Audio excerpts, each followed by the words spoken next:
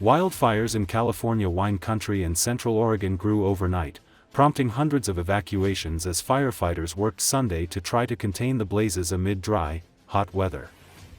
According to Associated Press, the Pickett fire in Napa County had grown to more than 10 square miles and was 11% contained as of early Sunday, according to the California Department of Forestry and Fire Protection. About 190 people were ordered to leave their homes, while another 360 were under evacuation warnings as the fire threatened about 500 structures near Aetna Springs and Pope Valley, said Jason Clay, spokesman for Calfire Sonoma Lake-Napa Unit. More than 1,230 firefighters backed by 10 helicopters were battling the fire, which began Thursday after a week of extremely hot weather. The cause of the fire is still under investigation. Residents of the western United States have been sweltering in a heat wave that hospitalized some people, with temperatures forecast to hit dangerous levels throughout the weekend in Washington, Oregon, Southern California, Nevada, and Arizona. Clay said the weather has moderated since the fire broke out, with Sunday's high expected to be 94 degrees. But as the day goes on, humidity levels were expected to drop and the winds to pick up in the afternoon. The fire began in the same area as the much larger Glass Fire in 2020, which crossed into Sonoma County and eventually burned about 105 square miles and more than 1,500 structures. That fire was driven by wind, while the current fire is fueled by dry vegetation on steep slopes, some of it dead and downed trees left over from the Glass Fire and some of it grass and brush that grew back and then dried out again, said Clay.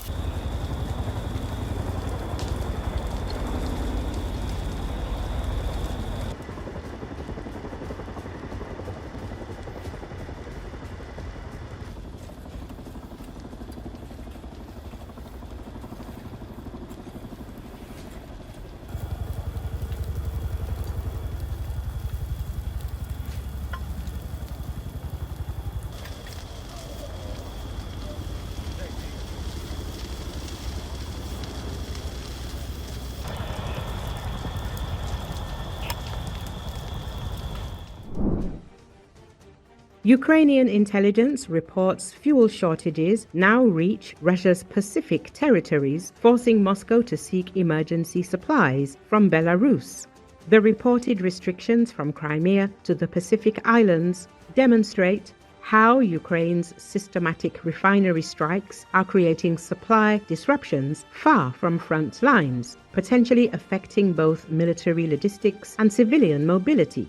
Russia has imposed strict 10-liter fuel rationing on civilians in the remote Kuril Islands, while urgently purchasing petroleum from Belarus to address spreading domestic shortages, Ukraine's Foreign Intelligence Service reported, according to Euromaidan Press media outlet.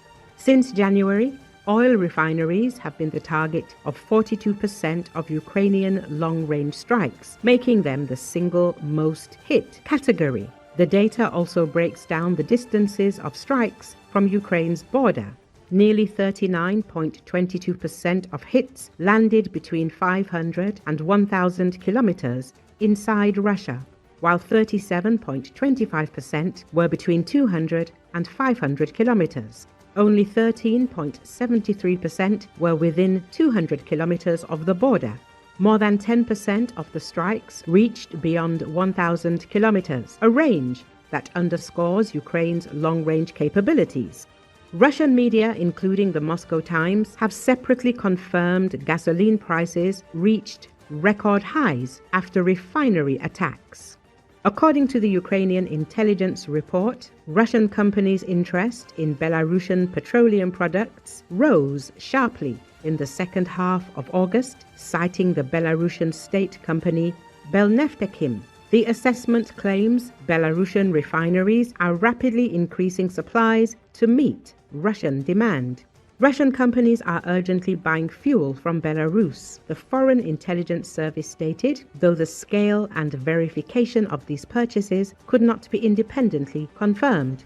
According to the intelligence assessment, the fuel crisis has spread from occupied Crimea eastward through Russia's far eastern regions of Transbaikalia and Primorye, ultimately reaching the remote Kuril Islands near Japan.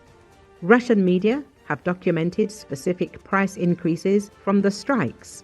The Moscow Times reported that wholesale gasoline prices reached historic highs after Ukrainian strikes on major refineries, with AI 92 gasoline jumping 38% and AI 95 nearly 49% since the start of 2025.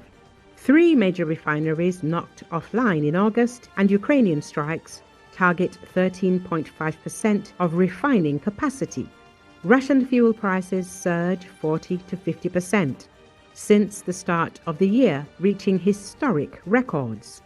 Russia imposed gasoline export bans with extensions under consideration.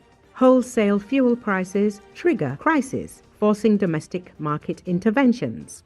Recent verified strikes include multiple hits on the Ryazan refinery, which produces aviation fuel for Russian military aircraft, and the Volgograd facility, which processes over 14 million tons annually.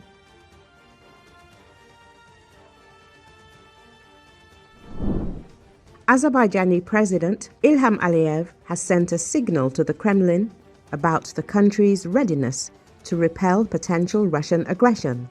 The Azerbaijani leader said his country is prepared for any unexpected threats and is actively building up its military power to protect its security.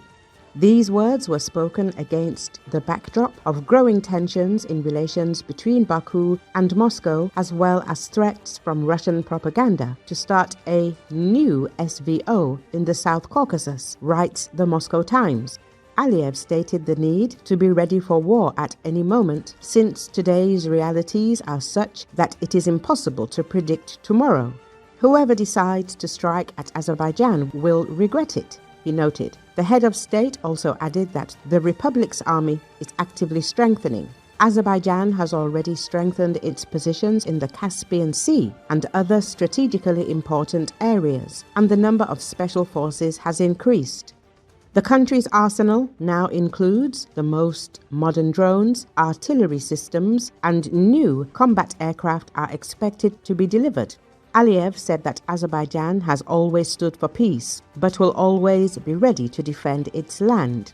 In response to threats from Russian propagandists, he recalled that his country has not seized foreign lands or carried out ethnic cleansing, and added that Baku has strong allies. Recently, Russian propaganda has increased the flow of hostile statements against Azerbaijan. In particular, the mouthpiece of the Kremlin propaganda, Vladimir Solovyov, began talking about the possibility of Russia conducting a SVO in the South Caucasus due to the fact that NATO bases may appear in this region as a result of cooperation between Baku and Ankara.